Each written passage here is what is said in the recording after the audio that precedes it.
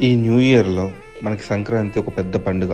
అయితే సంక్రాంతికి ముందు భోగికి చాలా ఇంపార్టెన్స్ ఉంది. పొద్దున్నే లేచి ఇంట్లో ఉన్న పాతవి, పనికిరానివి మనం భోగి మంటలో వేస్తుంటాం. అయితే అది మాత్రమే కాదు, పాత ఆలోచనలు, అలవాట్లు, బాధల్ని కూడా వదిలేయాలి అని మన ధర్మం ప్రకారం భోగిని తీసుకొచ్చారు. దీన్ని మనం డీక్లటరింగ్ ఆఫ్ మైండ్ అంటాం. ఇది చాలా ఇంపార్టెంట్ మనకి. పండగ కంటే ముందు ఇది చేయాలి మనం. ఒకసారి ఆలోచించండి. భోగి మంటల ముందు కూర్చొని చలి కాచుకుంటూ మనలో పనికిరాని ఆలోచనలు, అలవాట్లు, ఇబ్బందులు పెట్టేవి ఏమన్నా విషయాలు అవి వదిలేసి మనకి పనికొచ్చేవి, మన ఫ్యామిలీకి పనికొచ్చేవి, మన సొసైటీకి పనికొచ్చేవి ఏదైనా కొత్త ఆలోచనలు, ఆ ఆలోచనల్ని ఆలోచనలుగా ఆగిపోకుండా వాటిని ఇంప్లిమెంట్ చేయాలి అంటే ఎలా అని ఆలోచించుకుంటూ ఎంత బాగుంటుందో.